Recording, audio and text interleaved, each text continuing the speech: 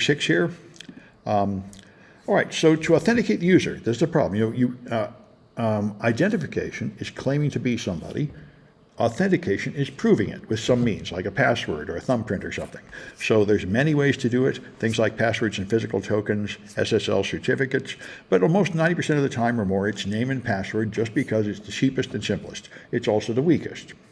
It's much better to have two-factor authentication, where you have a password and something else like one of these hardware RSA tokens, or these days more often an app on your phone generating pseudo-random numbers. And the numbers are predictable if you know some secret, and the server knows the secret, so it knows what numbers you should be seeing, that sort of thing. Then there's cryptographic methods like a SSL certificate or a SSH certificate. Both of these are used as a cryptographic certificate to prove that you hold a private key in smart cards like we saw. And then SAML and JWT we'll talk about later, other forms of cryptographic authentication. So HTTP has some built-in authentication methods, basic, digest, and Windows integrated. They're not much used on the internet anymore. They're more common on intranets. The Windows integrated perhaps is inside LANs that are running Windows software. And then there's third-party authentication. Microsoft has offered Microsoft Passport and Windows Hello. This is their modern solution. They're trying to get everybody to use Passport. I see all my Microsoft and Google services are all pushing it now. A Passport is a certificate stored in your device. You can get in without a password.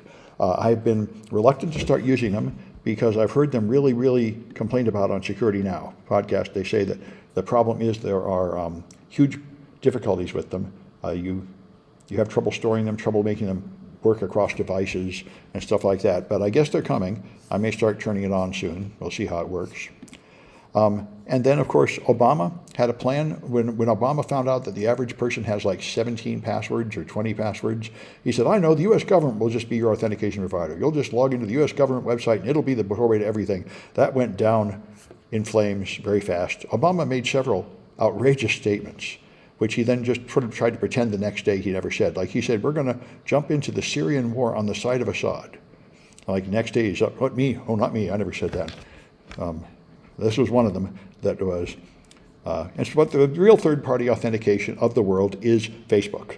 That's what almost every, Facebook used to be Twitter. Facebook uses second party or LinkedIn or something. This is what most people do in practice, is just log in with one of these popular services.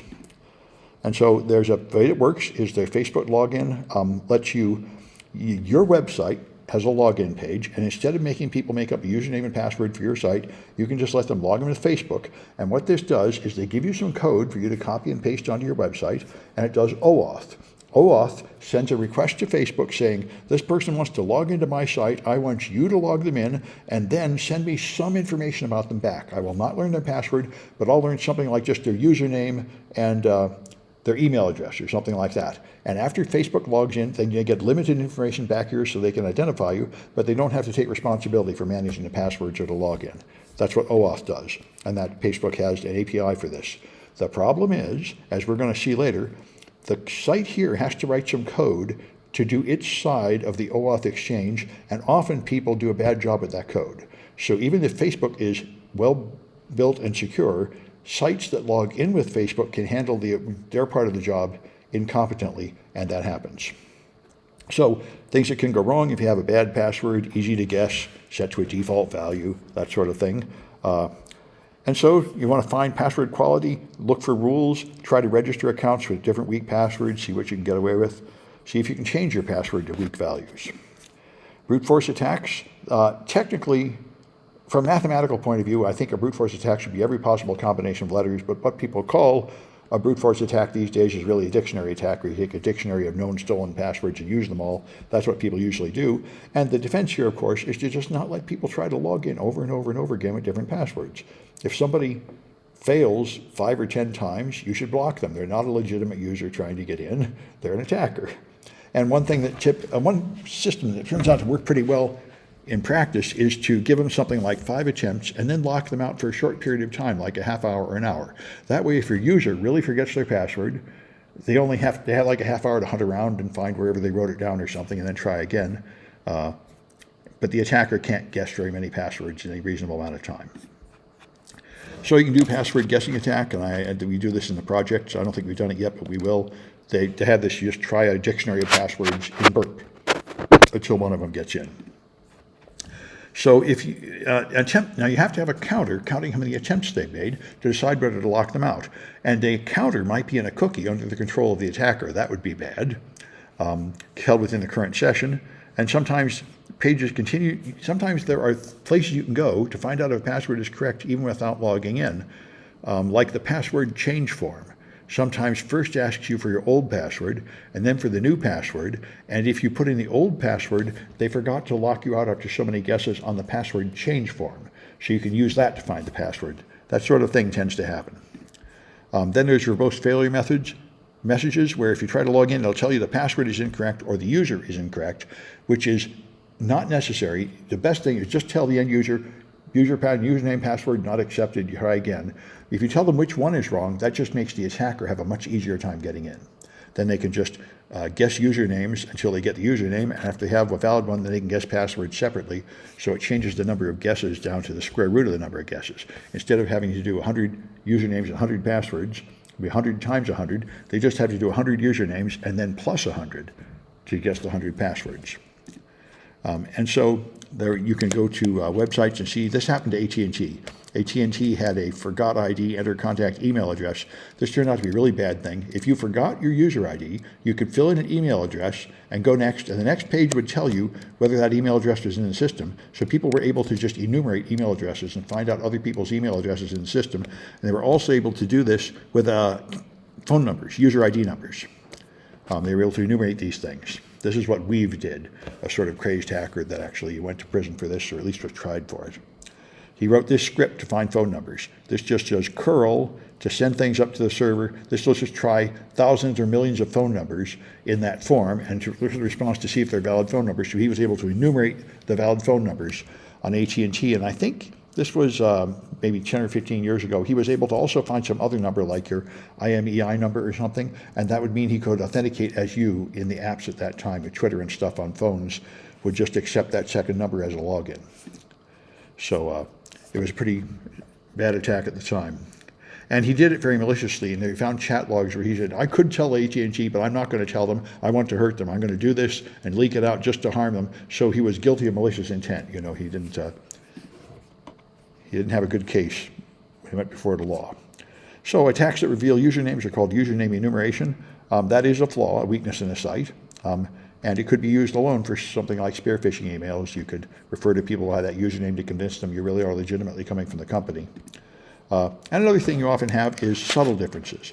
Burp can do the comparison, so you have two pages, and it'll highlight the differences. So the page for responding to a login with a valid username and a login with an invalid username might look the same, but it might have a small difference. And any small, consistent difference can be exploited, even the difference in response time. So we've done things like that. That's like the blind SQL injection. So let's try a Kahoot. 6A should be here.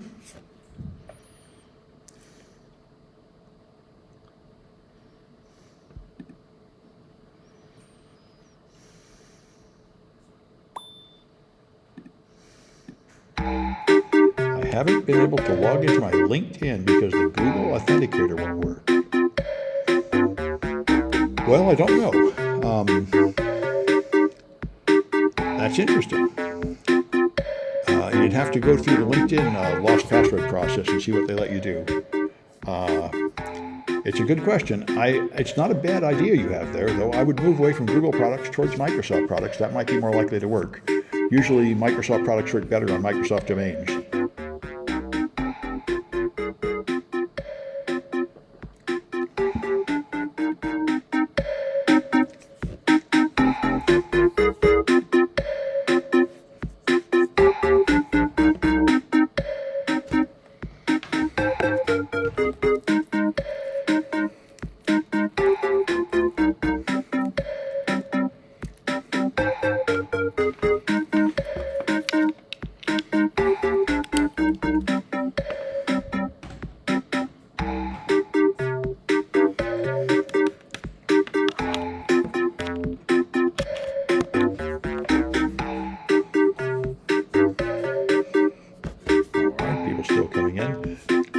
By the way, I should mention something else I learned on Security Now. Apparently, a lot of younger people now don't bother to remember their passwords at all.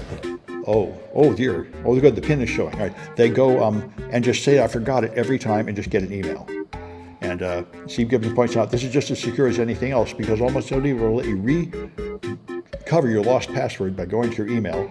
So maybe they just shouldn't even bother with passwords at all. Just send you an email every time you log in. It would amount to the same level of security. And it's what a lot of people do in practice now. Anyway.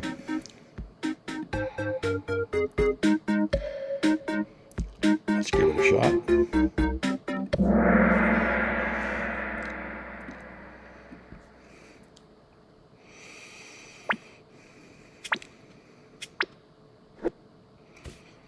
All right, what's the most common form of authentication? Name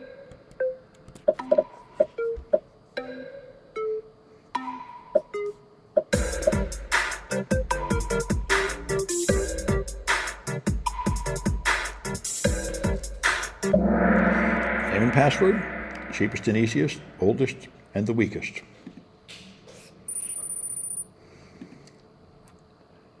All right, what did Obama propose?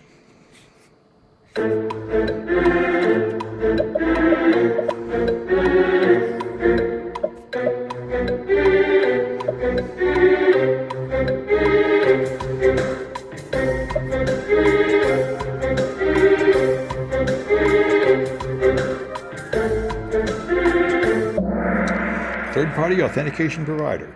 He wanted the U.S. government to be the authentication service, which probably makes sense if you're a government worker and it never occurred to you that there are people who don't trust the government or people who want a higher security level than what the government provides, which is in fact not very impressive. Anyway. All right, what defense lowers the risk of a brute force attack?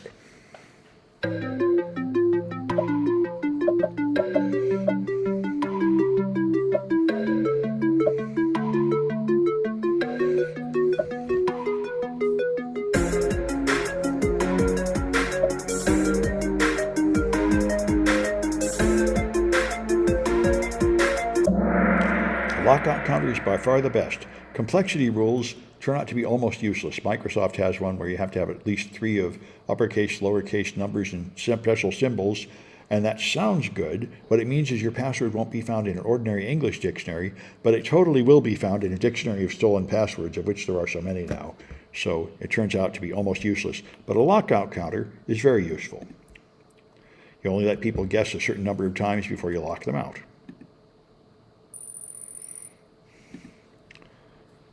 All right, and what side channel may allow user enumeration even when error pages are identical?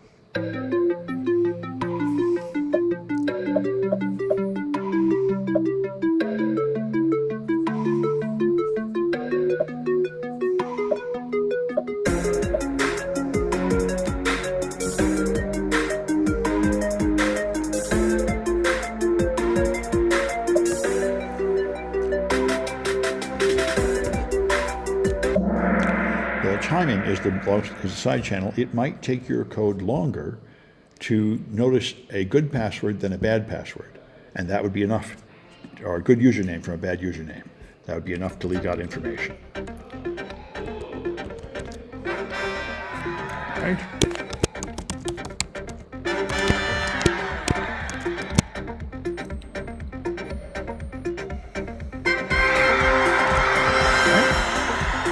Not sure if those initials were uniquely identifiable, but they may.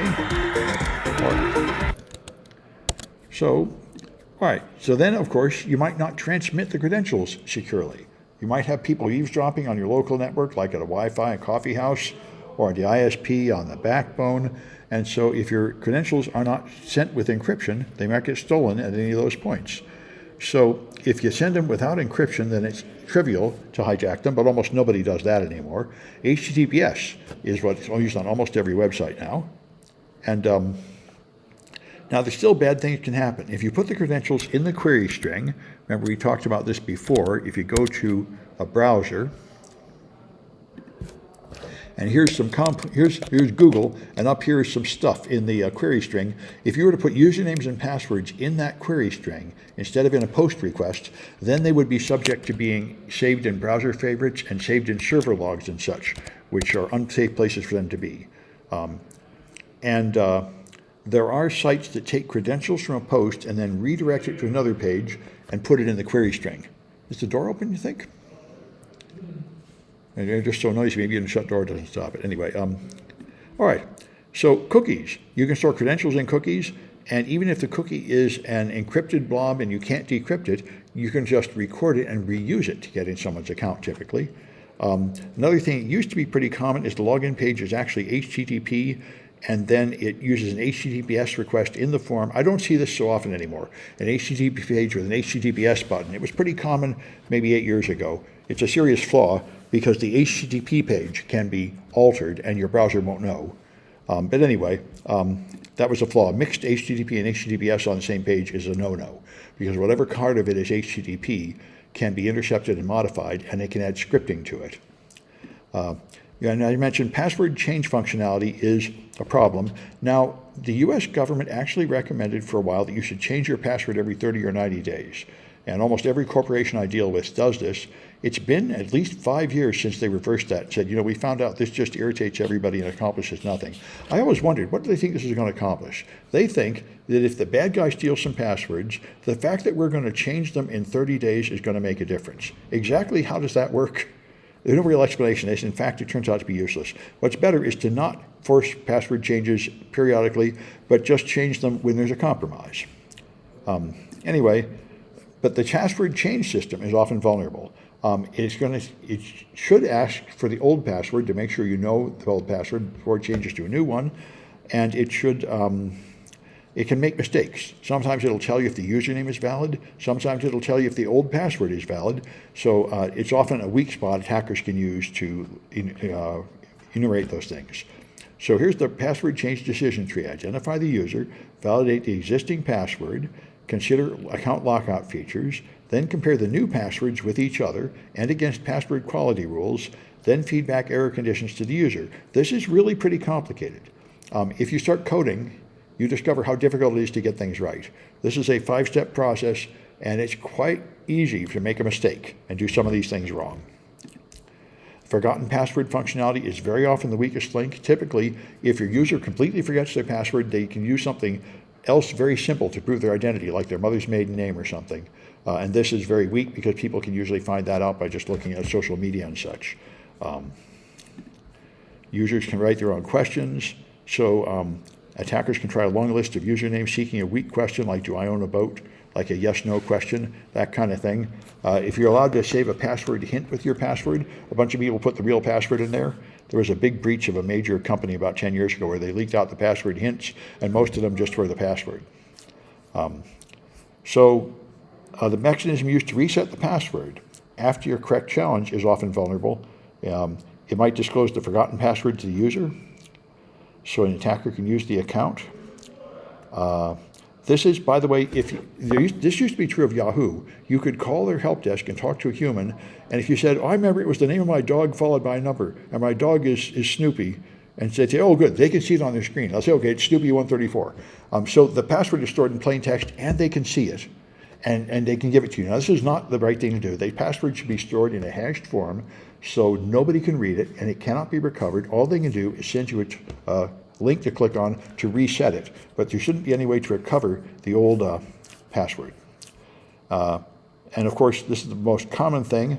You specify an email. Now, a relatively secure system, which is what most people do, is if you forget your password, you say, okay, email me a password link, and they send it to your known email. But some apps will let you specify the email at that time. And that's ridiculous, of course, because an attacker could just put their email in to get your password reset link.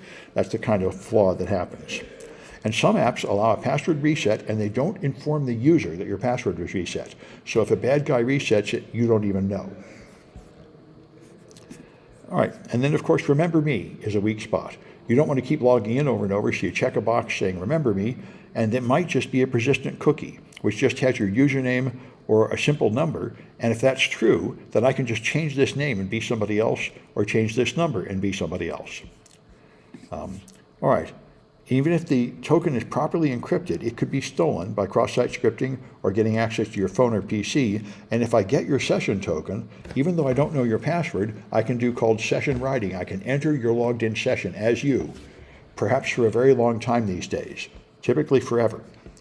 And that's user. Now, sometimes help desk personnel want to impersonate users, and these can sometimes be implemented with hidden functions like impersonate user, and sometimes those things don't have correct access controls, so you can find them and use them.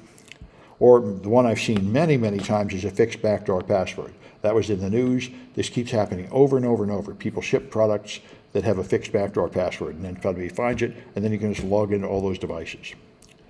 Yeah, Cisco's done it at least 10 times in the last 4 years. It's amazing. And then incomplete validation. This happened, Microsoft used to do this. Windows 95 did this, and the Microsoft website did this. You could type in a long password, and they would just keep like the first 8 characters and ignore all the rest without telling you. Also stripping out unusual characters. Have rules like this. They can contain up to 16 characters. If you're using more than 16, just enter the first 16. This is a very strange thing to do. Hard to understand what anybody was thinking when they did this, but it strongly suggests that they are storing the passwords directly, not hashing them, and they only left room for 16 characters. Because if they'd been hashing them, it wouldn't matter how long it was. You could put in a megabyte, and it would hash down to the same size. And then, of course, non-unique usernames. You might be able to create a new account with the same username as an existing account. Now, I just heard today on Security Now, a person went to freeze their credit, which I've been saying we should all do. And when they went to one of the credit agencies, they asked for your first name, your last name, and the last 4 digits of your social security number. So his wife made a new account, and they connected her to somebody else's information because they only looked at the first 3 letters of the first name and the last 4 digits of the social, and there was another person matching that, so she was now in somebody else's credit history. So that's the kind of thing that can happen. You have to have a pretty spectacularly bad system to do that, but it happens apparently at these credit bureaus. Then you can have predictable usernames that are automatically generated. In my experience, they're almost always predictable. Like at the college, it's the first letter of your first name and your last name, or the first 5 or 6 letters of your last name or something. It's pretty predictable. And another thing a lot of people do is give you predictable initial passwords. They use your birthday, or they just use change me or something. And of course, what happens is most people will never change it, so it's easy to get in. And then you have to distribute those credentials somehow. So they might send them by email or SMS, and that's the problem. Users may never change their credential. An activation URL to use an account for the first time when you're going to have to choose a password might have a number that's just predictable. This happened to Facebook. Facebook had a password reset link that they would send you, but a researcher found that it had this supposedly random number in that, but he found another part on the site where it would generate that random number for some other purpose, like labeling a photograph or something. So it was possible to go and predict what random number would be used in the password reset email, that sort of thing. All right, let's try another. CCSF is guilty of low predictable enumerable. Yes, yeah, sure. Like I say, username are easily predicted around here, but to be fair, they are at every company I've been to. Just one place I taught, they used the first name, the last name, and then they added a number to it, like a 3-digit number. That's the first place I've ever seen it even does that. Everybody else, it's just totally predictable. And by the way, there's just an email directory on the website, so everybody's email address is well known anyway. That's probably why people don't bother to make them hard to predict if you're any kind of public figure. Anyway, it's here. Let's try B.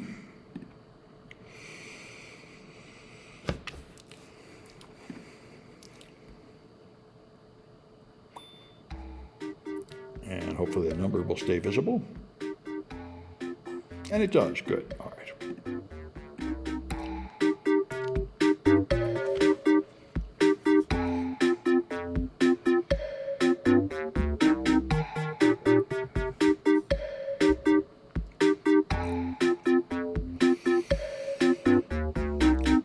To be fair, even though almost every place I work has predictable usernames, they also almost all use two-factor authentication now. So that's much, much stronger.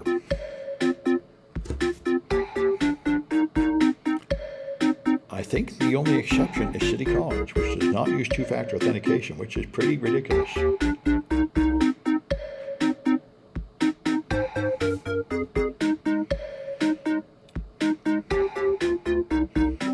They're getting behind the times. Almost everybody else is upgraded to two-factor. They really should do that around here. Anyway.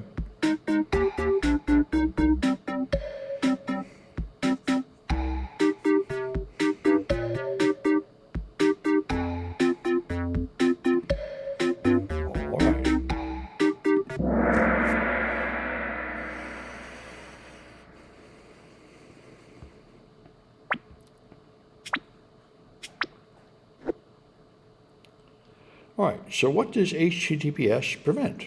What good is it anyway?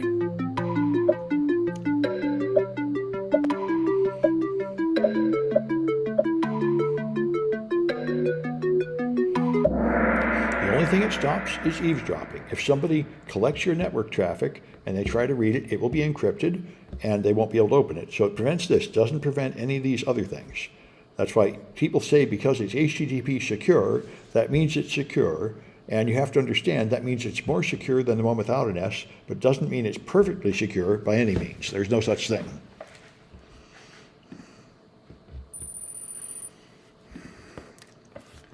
All right, what functionality is often a simple persistent cookie?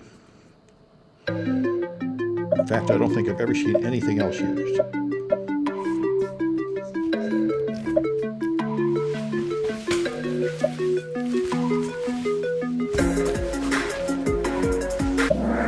Yep, that's the boundary. That's how it remembers who you are. All right. So which one is insecure because it doesn't validate all the fields in the correct order?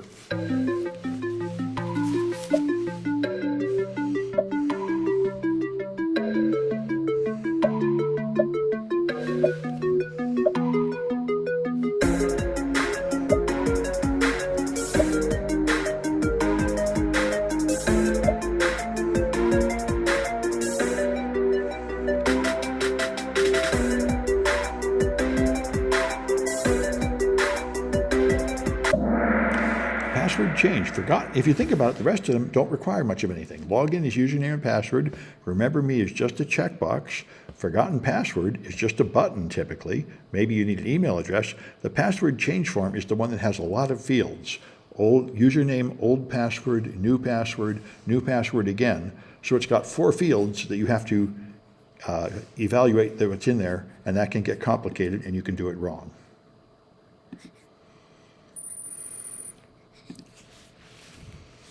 All right, what functionality might use a backdoor password that works for all accounts?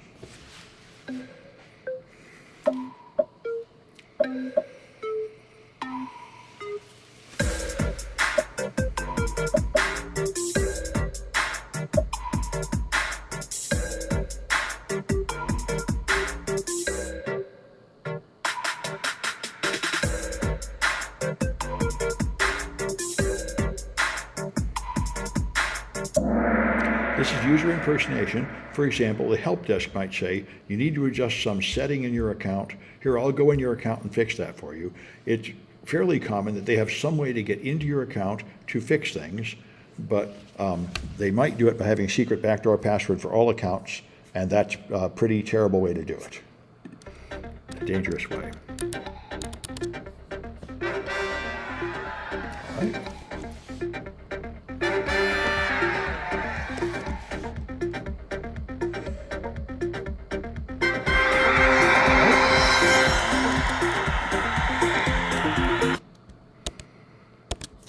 All right, so, and there's flaws in implementation. For example, fail open login. When you put in invalid data, it might fail and let you in.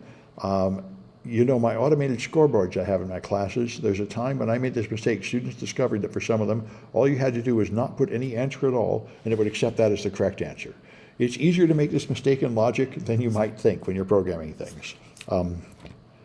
In multi-stage login, you put in username and password, then you put in something like a CAPTCHA, then you enter the value displayed on a token for 2 factors. So there's several steps that you have to go through to log in. And the problem is you might be able to skip steps. You might be able to see the URL changing, like login page 1, login page 2, login page 3. You might be able to skip from 1 to 3 without having the answer for 2, that sort of thing. Invalid, this should say. All right. All right, another thing, it might assume that the username it got on the first page is the same for all the further pages, but not verify it. So you might be able to start the password change process while logged in as you, and at the end cause it to affect a different account by changing the username field. And I think there are cases like that in the Web Security Academy you'll see. It may use a randomly chosen question to verify the user, like what is the address of your first home or something, but you might be able to alter that question. or it might allow many requests so attackers can choose the easier question, like keep trying another question until it finds an easy one. And then there's credential storage. If you're going to log in with a name and password, the server has to recognize when you have sent the correct password. So it has to store something that enables it to recognize the correct password. One thing that is terrible but fairly common is they just have plain text passwords stored in the database. And this is easy when they get hacked. People dump out plain text password. What you're supposed to have is hashed. But if they're just hashed with a simple hash function like MD5 or SHA-1, then they're easily cracked because those hashes were designed to be really fast to calculate. So you can really calculate like 100 million SHA-1 hashes and make a list of a large number of passwords to try to break through that hashing. What you need to have is stretched and salted password hashes. And I think it's coming up, but I just meant you salt them by adding a few random letters before you hash it, and then you stretch it by doing something like 5,000 rounds of hashing, so that it takes a long time to calculate each hash, like a tenth of a second. And now nobody can try millions of passwords anymore. It would take too long. Anyway, so you consider what kind of authentication you want. How much inconvenience are you willing to put up with? How important is it to secure things? Most people find it better to just go for user convenience and just have a username and password, but more and more people are upgrading to two-factor authentication, although they tend to use really sleazy techniques like SMS messages, which are really not that secure, but they're better than one-factor authentication, and so on. But as always, it's a business decision. How important is the data you're securing? How important is the convenience of the end user? And you have to balance these things. So strong credentials, you have minimum password length with complexity rules. You can avoid dictionary words, unique usernames, allow users to send strong passwords. But all passwords are considered weak authentication. Strong authentication is if you have two-factor or more. So protect your credentials, use well-established cryptography, never roll your own cryptography.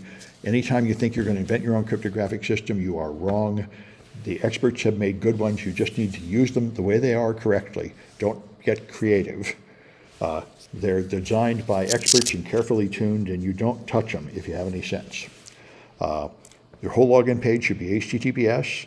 Use POST instead of GET, and don't put credentials in parameters or cookies. Don't transmit them back to the client, and hash them on the server with a strong hashing function, like I said. Salting means you add some random characters to the password before hashing it, and stretching means you do many rounds of hashing.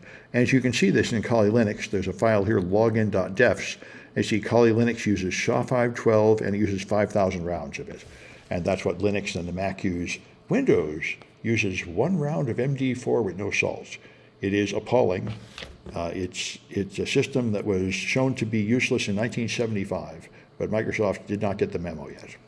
All right, so your Remember Me functionality should not remember anything secret like a username or a password. It's remembering non-secret things like username. If you allow users to store passwords locally, it should be and you can encrypt them, but the encrypt key should be on the server, not on the device. I've never seen anybody do this. This is what they should be doing on cell phones. But they do, the way passwords are stored on cell phones is appalling by most apps. So force users to change passwords periodically. This is no longer recommended. The US government finally realized this is stupid. Credentials for new users should be sent securely and time limited. And you should force a password change on first login so nobody can leave it at the default value. Some people talk about this using drop-down lists instead of text fields to defeat keyloggers. Seems like a lot of work, but maybe it would help. Validate the entire credential with case sensitivity. Terminate the session on suspicious activities like multiple login attempts, and this sort of thing. If you have a multi-stage login, you should have a server-side session object that keeps track of all the stages and make sure that they really do go through the right stages in order and don't skip them, and can't change the data between the stages. So the first task at every stage should be to verify that all the prior stages have been correctly completed, and you always proceed through all the stages, even if they fail at an earlier stage, to avoid giving the attacker information about which stage failed. These are the best practices. So all authentication failures should lead to the same code so you get exactly the same error message with no subtle differences. And you can use account lockout for anybody that has a login attempts.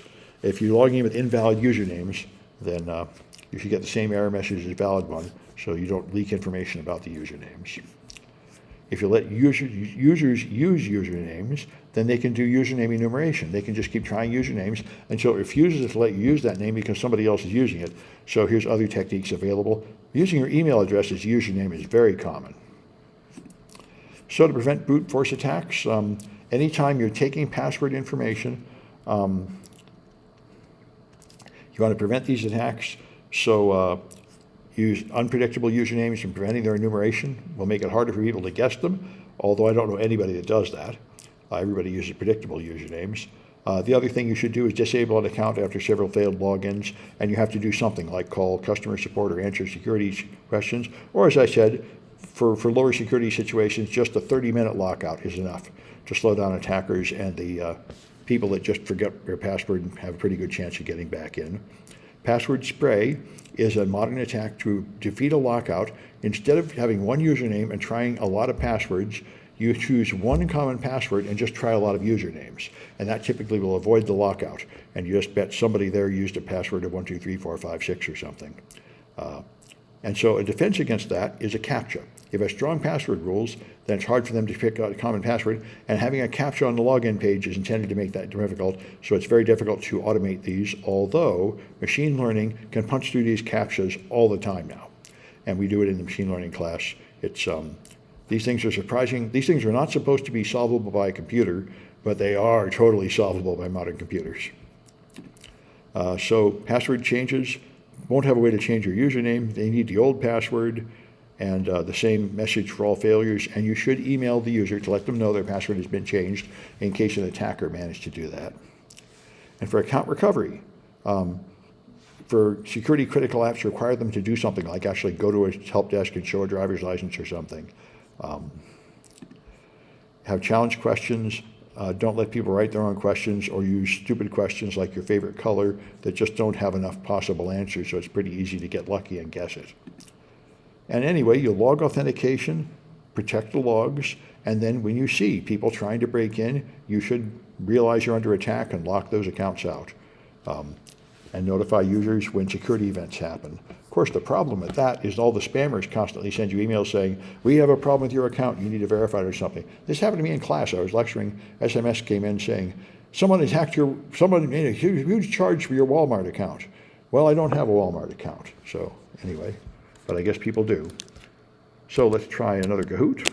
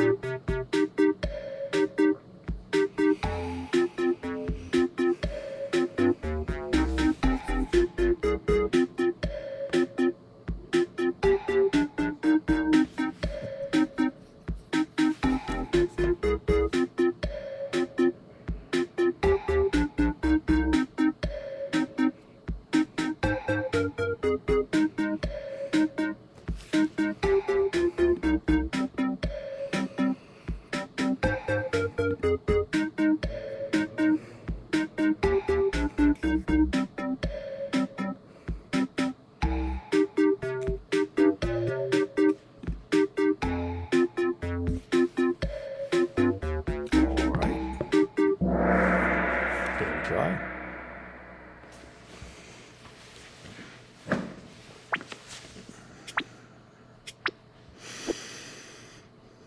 All right, which one might let you log in with a blank username?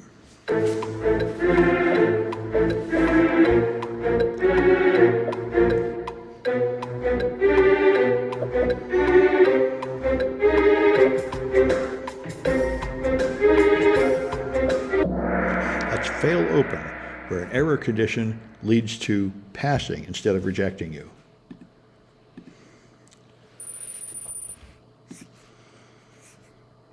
All right, how should you store credentials?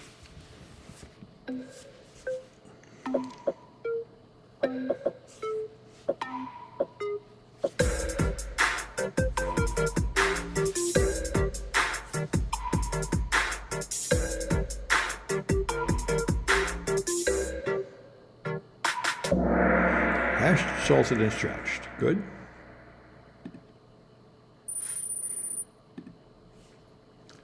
All right, what should happen if you fail at the first stage of a multi-stage login?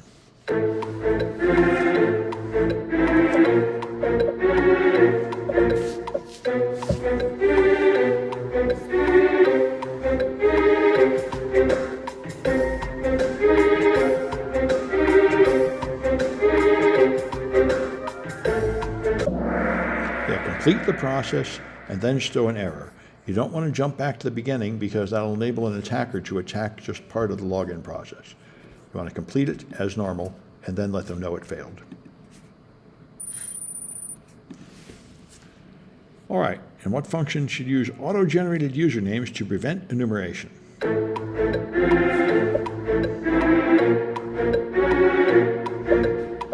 All right.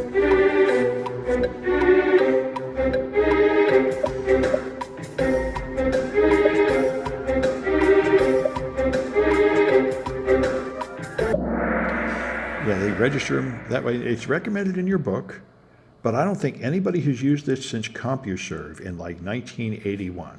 CompuServe did this. Everybody's username was just like a 10-digit number, like a phone number. But I don't know anybody that does this. I feel like even though it is statistically a good idea, it has failed to be accepted in practical applications. Anyway.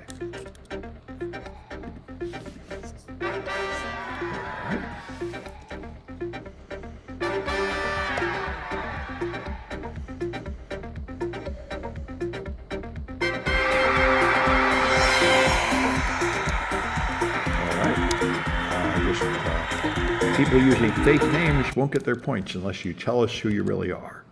So I'm going to stop this recording.